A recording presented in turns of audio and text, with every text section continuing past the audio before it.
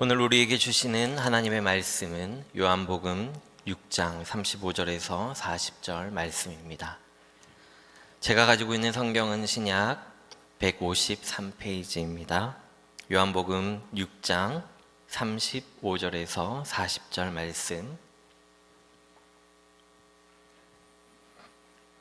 한 절씩 교독하겠습니다. 예수께서 이르시되 나는 생명의 떡이니 내게 오는 자는 결코 줄이지 아니할 터이요 나를 믿는 자는 영원히 목마르지 아니하리라. 그러나 내가 너희에게 이르기를 너희는 나를 보고도 믿지 아니하는도다 하였느니라. 아버지께서 내게 주시는 자는 다 내게로 올 것이요 내게 오는 자는 내가 결코 내쫓지 아니하리라. 내가 하늘에서 내려온 것은 내 뜻을 행하려 함이 아니요 나를 보내신 이의 뜻을 행하려 함이니라. 나를 보내신 이의 뜻은 내게 주신 자 중에 내가 하나도 잃어버리지 아니하고 마지막 날에 다시 살리는 이것이니라. 내 아버지의 뜻은 아들을 보고 믿는 자마다 영생을 얻는 이것이니 마지막 날에 내가 이를 다시 살리리라 하시니라. 아멘. 오후 예배에 나오신 성도님들을 환영하고 축복합니다. 지칠 시간인데 우리 이렇게 인사하겠습니다. 앞뒤 좌우로 힘내세요. 힘내세요. 네. 힘내세요. 네, 오늘도 말씀으로 새 힘을 얻는 귀한 시간 되기를 간절히 소망합니다.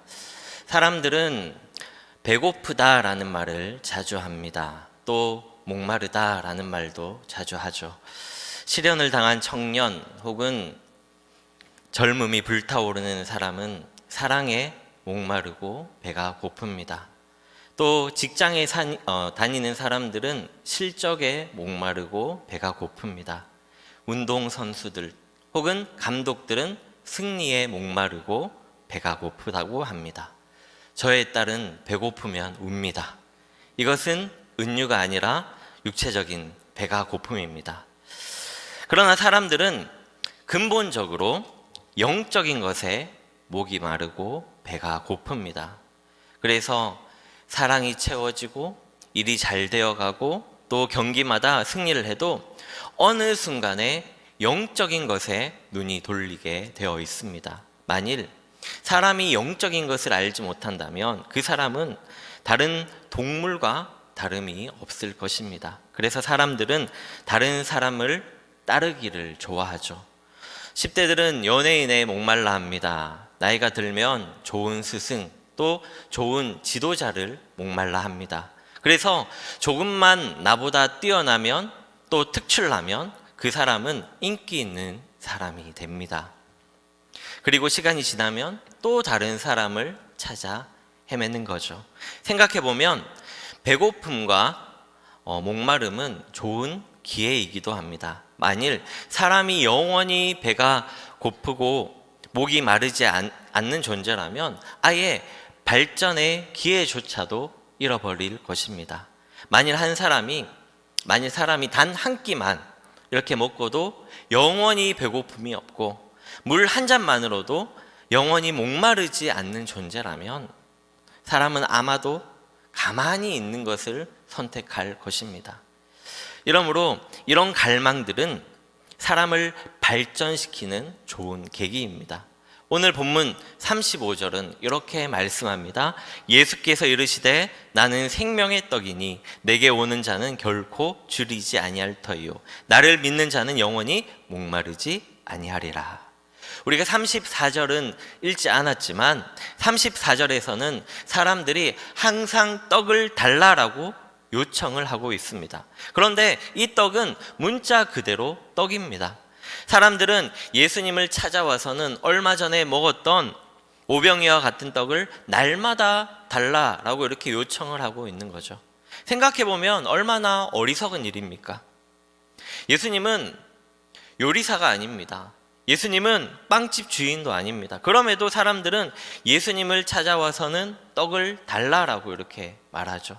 지금도 사람들은 이런 목적으로 예수님을 찾습니다. 어떤 사람은 시험에 합격시켜 달라고, 어떤 사람은 병을 고쳐 달라고, 어떤 사람은 돈을 더 잘 벌게 해달라고, 또 어떤 사람은 외로움을 해결해 달라고 교회에 옵니다. 물론 예수님은 모든 문제를 해결할 수 있으십니다. 예수님의 능력은 병든 사람을 고칠 수 있습니다. 예수님의 지혜는요, 우둔한 사람을 지혜롭게 만드실 수 있습니다. 물로 포도주를 만들고 보리떡 5개와 물고기 2마리로 5,000명을 먹이시기도 한 예수님이십니다. 그런 예수님께 나아오면 모든 것을 확실하게 해결받을 수가 있습니다. 그러나 예수님께서 우리 인생들에게 정말로 주시기 원하는 것은 그런 떡이 아닙니다. 35절이 뭐라고 말하고 있습니까? 예수께서 이르시되 나는 생명의 떡이니 내게 오는 자는 결코 줄이지 아니할 터이요 나를 믿는 자는 영원히 목마르지 아니하리라. 예수님께서 주시고자 하는 떡은 평범한 떡이 아닙니다. 생명의 떡이죠. 그 떡을 먹으면 다시 줄이지 않고 영원히 목마르지 않는 떡입니다. 생각해보면 예수님께서 사시는 동안 수많은 문제들이 해결되었습니다. 가나 혼인 잔치에서 물이 포도주로 변했습니다. 그러나 그 포도주는 지금 남아있지 않습니다. 그 포도주는 사람들의 뱃속으로 사라져 버렸습니다. 그 포도주는요, 영원하지 않습니다. 예수님은 베드로의 장모가 앓고 있던 그 열병을요, 고쳐주셨습니다. 그러나 시간이 지나면서 베드로의 장모는 어느 순간 또 똑같은 병을 다시 앓았거나 아니면 다른 병들로 신음했을 것입니다. 심지어 예수님이 살리신 나사로가 있습니다. 그 나사로 역시 죽었다가 다시 살아났지만 결국 나사로는 다시 죽고 말았습니다. 제가 지금 무슨 이야기를 하고 있는 것입니까? 예수님의 기적이 보잘것이 없다는 것을 말하는 것입니까? 아닙니다. 저는 지금 더 중요한 무언가가 있다는 것을 말씀드리고 있습니다. 사람들은 먹는 떡을 찾습니다. 당장 입에 넣고 씹어보고 허기를 달랠 수 있는 그런 떡들을 원합니다.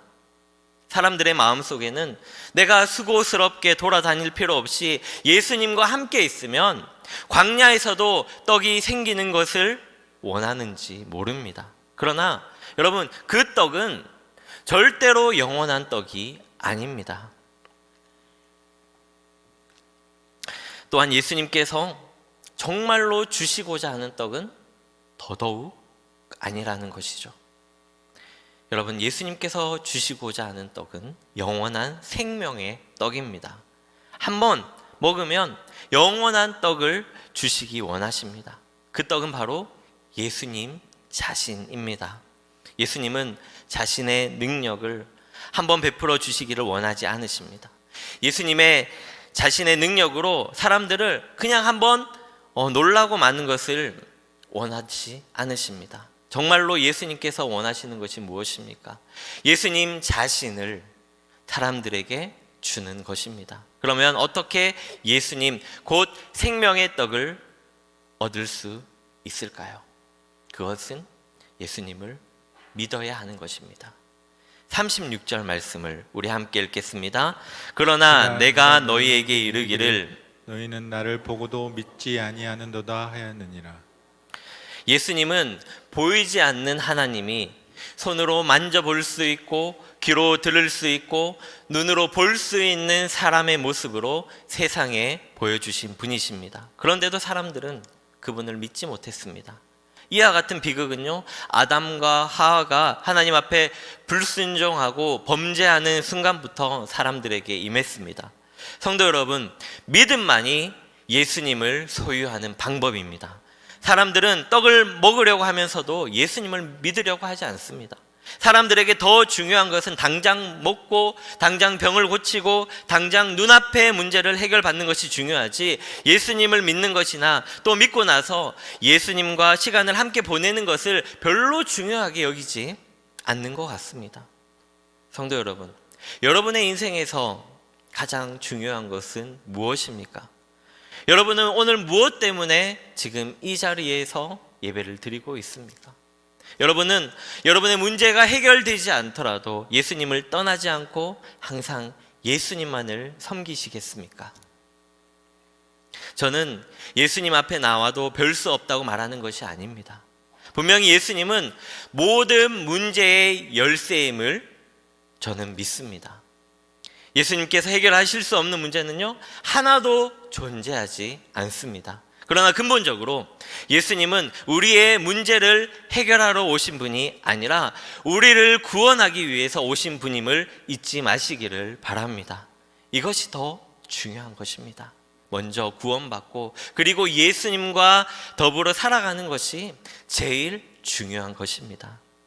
또한 구원받은 사람이라면 예수님께 기도해서 인생에서 벌어지는 문제들을 해결받는 것이 그 다음 두 번째 순서인 것입니다. 그러나 사람들은 떡만 먹으려고 예수님만 찾습니다. 병고침 받고 나서 다시 예수님을 떠납니다. 여러분, 부자와 나사로의 이야기를 잘 아실 것입니다. 한 동네에 두 사람이 살았습니다. 부자는 날마다 잔치하고 나사로는 날마다 구걸을 합니다. 부자는 건강하고 살이 통통하게 찌었지만 나사로는 먹을 것도 없을 뿐만 아니라 그 상처들을 개들이 핥아도 꼼짝할 수 없는 그런 불쌍한 존재였습니다. 그러나 죽음이 두 사람을 동시에 찾아오자 부자는 지옥으로 떨어지고 나사로는 아브라함의 품에 안깁니다. 여러분들, 과연 어떤 인생이 복된 인생입니까? 예수님은 떡을 주시기 위해 오신 분이 아닙니다. 만일 그렇다면 부자가 가장 복받은 사람일 것입니다. 예수님은 생명의 떡을 주시기 위해 오신 분임을 믿으시기를 바랍니다. 그러므로 가장 큰 복을 받는 사람은요, 믿음을 가진 사람입니다. 성도 여러분, 요즘 무엇을 놓고 기도하고 계십니까? 여러분의 기도 제목에 건강하게 해달라는 기도가 있으십니까? 질병을 고쳐달라는 기도가 있으십니까? 자녀들 학교 시험 잘 보게 해달라고, 자녀들 좋은 직장에 취직하게 해달라는 그런 기도 제목이 있습니까? 배우자를 허락해달라는 기도, 돈을 잘 벌게 해달라는 기도, 태의 문을 열어달라는 기도 하고 계십니까? 다 좋습니다. 이 모든 것은요, 우리가 해야 되는 기도입니다. 저도 결혼을 하고 이제 자녀 계획을 세우고 기도하기 시작했습니다. 하나님, 태의 문을 열어주셔서 하나님 아이를 가질 수 있도록 도와주십시오. 1년 만에 임신을 하게 되었습니다. 그리고 두 번째 병원에 가는 날 심장 소리를 들을 수가 없었습니다. 아기 집은 있는데 그 안에 아기가 없다라는 것입니다. 그래서 수술을 하고 아내와 집에 와서 한동안 울었습니다. 그 다음부터 기도하는 그 기도 제목이 좀 더 체계화되어졌습니다. 하나님, 건강한 아이를 가질 수 있도록 하나님 도와주세요. 산모도 건강하고 아이도 건강해서 건강하게 출산할 수 있도록 하나님 도와주십시오. 이렇게 기도했습니다. 그랬더니 다행히도 하나님께서 빠른 시일 내에 아기를 가질 수 있도록 도와주셨습니다. 아기를 가지면 하는 것이 무엇입니까? 태명을 짓는 거죠. 그래서 태명을 뭘로 할까 이렇게 고민을 하다가 반석으로 정했습니다. 여러분들, 반석하니까 뭔가 건강하지 않습니까? 이유는 있습니다. 예수님 잘 믿는 자녀가 되게 해주시고 또 뱃속에서도 단단하게 건강하게 자라기를 바라는 마음이 있었습니다. 더 큰 이유는 무엇이었냐면 앞전 사역지 교회 이름이 반석교회였습니다. 아마 제가 범호교회에서 아기를 가졌다면 범호 아니면 포모로 하지 않았을까, 네, 이렇게 지었을까 생각이 듭니다. 여러분들, 아기를 가졌을 때 건강하기만 바랬던 그 마음, 요즘은 어떨까요? 부모의 욕심은 끝이 없는 것 같습니다. 더 좋은 것을 더 기도하게 돼 있는 거죠. 이렇듯 저도 그렇고 여러분들도 그렇고, 여러분, 우리 삶 가운데 그 눈앞에 처한 현실을 놓고 우리는 기도하게 되어 있습니다. 그런데 정말로 중요한 기도가 있습니다. 그 기도는 뭘까요? 내 믿음을 크게 해달라는 기도입니다. 이것은 떡이 아니라 생명의 떡을 달라는 기도입니다. 이것이 더 근본적인 기도이고 하나님께서 더 기뻐하시는 기도이고 날마다 반드시 드려야 하는 기도이기도 합니다. 우리에게 가장 중요한 것은요, 육신의 생명이 아닙니다. 하나님을 알고 하나님과 동행하는 영적 생명, 그리고 하나님과 더불어 영원한 영원히 사는 생명입니다. 이것보다 귀중한 것은 그 어디에도 없습니다.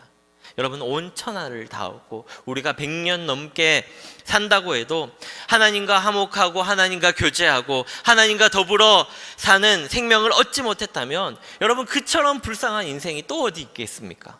영적 생명의 귀중함과 그 복을 모르기 때문에 사람들은 심장이 뛰면서도 유지되는 목숨이 전부인 줄 알고 거기에만 매달려 정말 처량할 정도로 안타까워하는 것입니다. 여러분들, 육신의 생명보다 더 소중한 그 영적인 그 생명을 모르기 때문이죠. 3월부터 6주간 우리 주교 전도사님들과 함께 화요일마다 반목회 세미나를 듣고 있습니다. 2주 전에 그 세미나 중에 기도 응답 받은 것에 대해서 서로 함께 나누는 시간이 있었습니다. 그래서 초등부 전도사님, 또 영아부 전도사님, 유년부 전도사님의 귀한 그 기도 응답을 들으면서 저는 고민을 했습니다. 어떤 기도의 응답을 말할까? 그래도 나름 주교 디렉터인데 좀 더 깊은 간증을 해야지 되지 않을까? 이렇게 고민하고 있을 찰나에 유치부 전도사님께서 이제 기도 응답에 대한 그런 간증을 나누어 주셨습니다. 그런데 저는요, 그 이야기를 듣는 순간 더 이상 저의 머리는 멈춰 버렸습니다. 그 전도사님의 간증에 죄의 귀를 기울이고 또 큰 은혜를 받았습니다. 그 간증이 제 머릿속을요, 일주일 동안 떠나지를 않았습니다. 그때 그 나누었던 간증을 또 주말에 만나서 조금 더 깊이 들었습니다. 그리고 나서 전도사님, 이거 오늘 설교 때 해도 되겠습니까? 전도사님의 그 동의를 구하고 이 시간 함께 좀 그 짧은 간증을 좀 나누려고 합니다. 전도사님이 이렇게 간증을 했어요. 내가 하나님께 기도한 대로 들어주신 것을 보통은 기도 응답 받았다라고 표현을 합니다. 그렇다면 내가 기도한 대로 이루어지지 않으신다면 그것은 응답받지 못한 기도일까요? 아닙니다. 하나님은 단 한 번도 응답하지 않으신 적이 없습니다. 저는 초등학교 6학년 때 아버지가 소천하셨습니다. 어머니는 이미 장애를 얻은 지 오래되셨습니다. 저는 아버지가 돌아가신 후 뇌전증으로 6학년에서 중1까지 학교에서도 길을 걷다가도 시도 때도 없이 쓰러지며 발작을 했습니다. 그리고 20대 초반까지 10년 동안 약을 복용했습니다.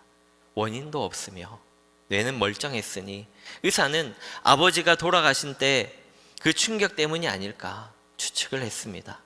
발작을 하고 병원에서 깨어나면 힘껏 깨물어버린 입안과 머리가 깨어질 것 같은 두통, 뒤틀린 전신의 근육통이 나를 울게 만들었습니다. 나는 내 세상이 무너졌다라고 생각을 했습니다.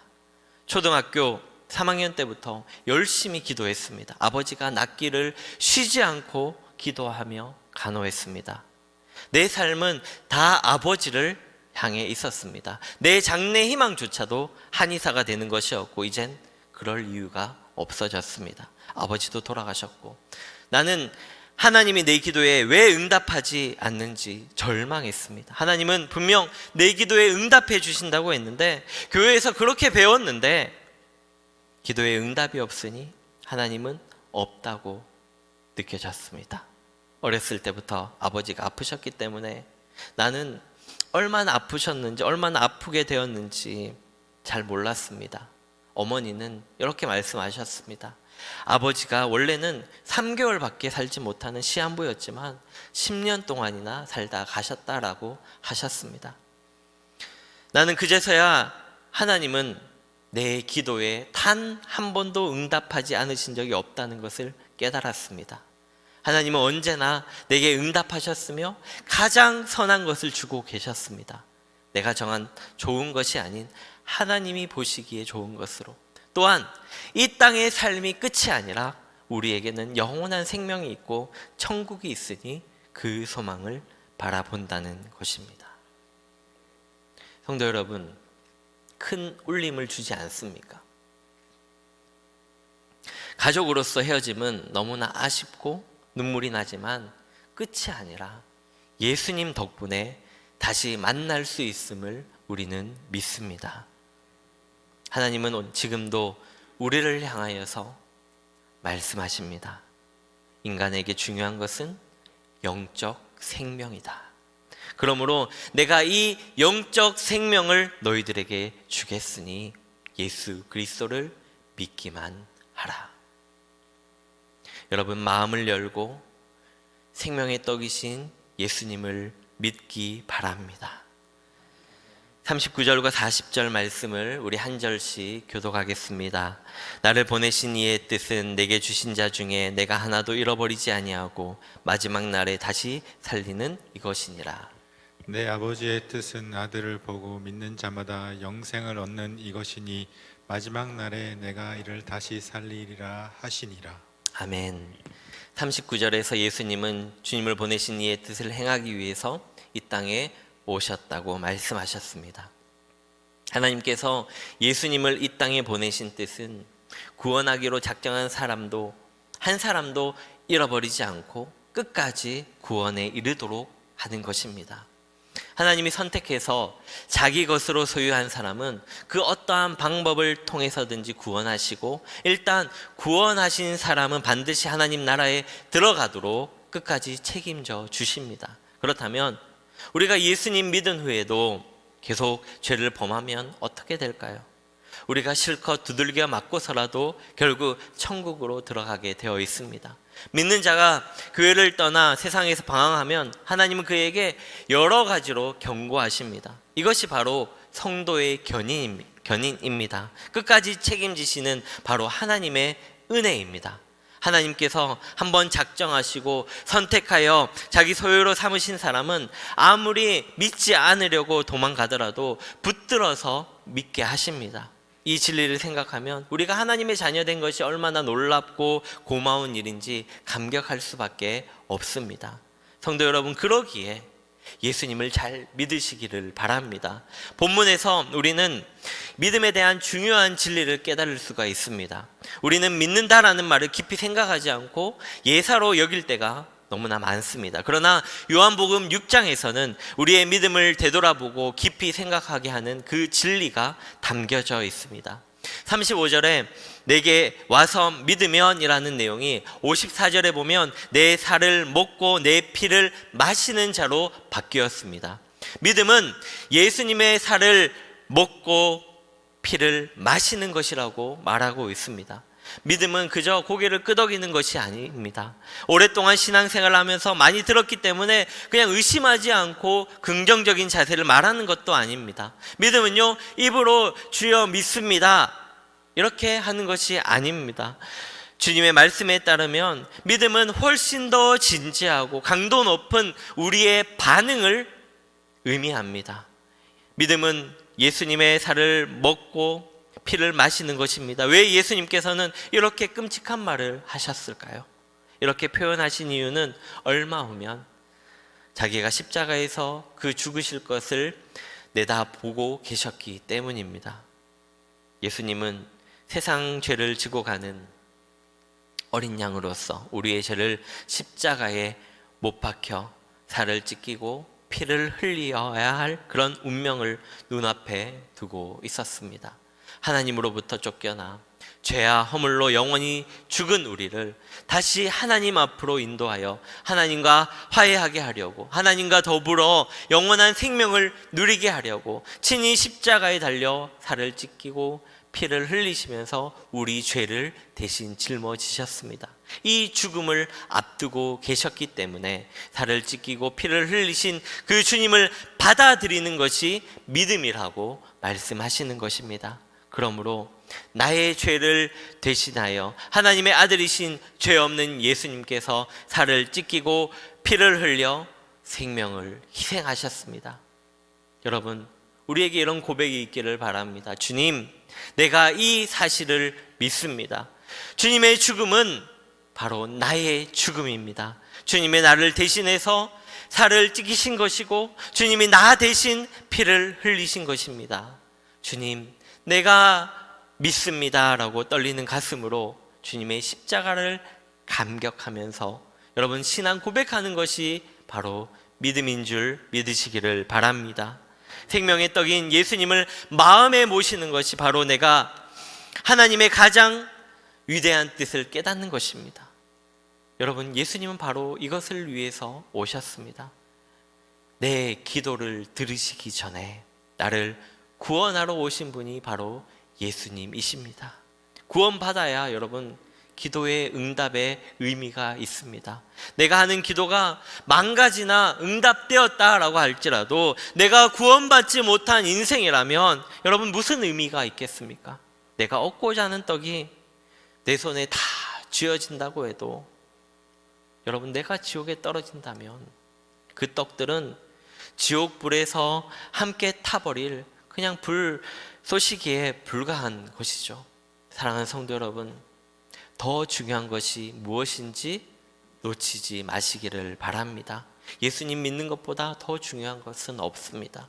성경에는 항상 예외의 인물들이 예수님을 놀라게 하였습니다. 가장 큰 믿음으로 예수님을 놀라게 했던 사람은 선민이라고 자부했던 유대인이 아니었습니다. 로마의 직업군인 백부장 한 사람이 예수님을 놀라게 했습니다. 가장 칭찬 받았던 헌금을 한 사람은 보잘것없던 아무도 주목하지 않았던 과부였습니다. 예수님께서 영원토록 기억되리라 칭찬한 사람은 향유를 부은 여인이었습니다. 이 여인은 세상에서 손가락질을 받았던 부끄러운 여인이었지만 예수님으로부터 가장 자랑스러운 섬김으로 인정을 받았습니다. 여러분, 예수님을 놀라게 하시기를 축복합니다. 우리가 많은 헌금을 드린다고 예수님은 놀라지 않습니다. 우리가 매일 교회에 출근한다고 해도 예수님이 놀라는 것이 아닙니다. 예수님을 놀라게 하는 유일한 방법은 그분을 믿는 것 뿐입니다.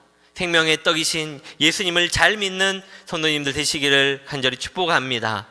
우리가 예수님 믿고 그분과 동행하면 예수님은 마지막 때에 우리를 다 살리실 것입니다. 여러분, 이미 영원한 생명을 주셨습니다. 이 영원한 생명이 실제가 되는 날 우리가 정말 현명한 선택을 했구나 너무너무 감격할 것입니다. 세상의 떡에만 정신을 기울이지 마시고 생명의 떡이신 예수님을 믿음으로 잘 믿고 예수님과 동행하는 성도님들이 되시기를 바랍니다. 말씀을 맺겠습니다. 우리에게 정말 중요한 것은 하나님과 화목하는 것이요 영생인데 안타깝게도 많은 사람들이 이것을 모른 채 죽어가고 있습니다. 육신의 목숨이 전부인 줄 알고 세상의 부귀와 영화에 안달해하면서 발부덩치며 죽어가는 우리가 얼마나 답답하셨으면 십자가에서 자기의 살을 찢기고 피를 흘리는 그 죽음의 고통을 겪으시면서까지 내 살을 먹고 내 피를 마시라라고 말씀하셨겠습니까? 이제 우리는 고난주간을 보내게 됩니다. 이 고난주간을 지내면서 성령님께서 은혜 주셔서 나를 위해 십자가에서 찢기고 피 흘려주신 그 예수 그리스도의 살을 먹고 피를 마시는 믿음을 소유하시기를 축복합니다. 이 믿음을 가지고 그 영생의 그날을 바라보면서 비록 삶이 힘들고 십자가가 무겁지만 기쁨으로 걸어가는 우리 모두가 되기를 간절히 소망합니다.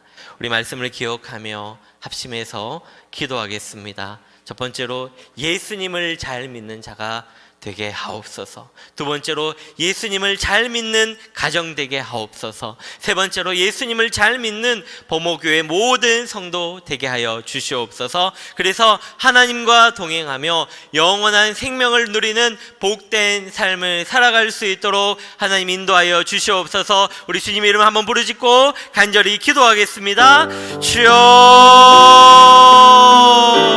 하나님 감사합니다. 우리를 너무나 사랑하여 주셔서 독생자 예수 그리스도를 이 땅 가운데 보내주시고 우리를 위하여 하나님 피 흘려 죽으심에 하나님 감사합니다. 하나님, 이제는 우리가 예수님 잘 믿는 자가 되기를 원합니다.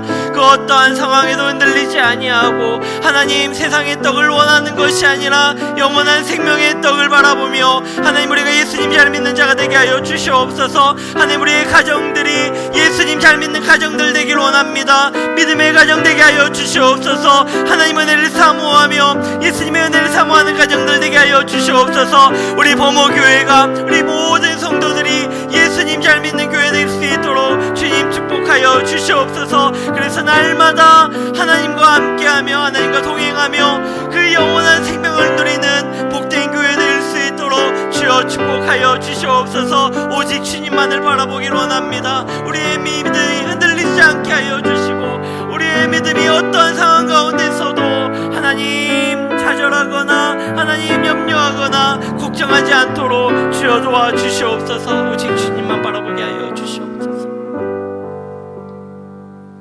하나님 아버지, 우리를 구원해 주셔서 감사드립니다. 생명의 떡인 예수님을 믿음으로 예수님과 동행하는 복된 삶을 날마다 살아가는 저희들 되게 하여 주시옵소서. 감사드리며 예수님의 이름으로 기도드립니다. 아멘.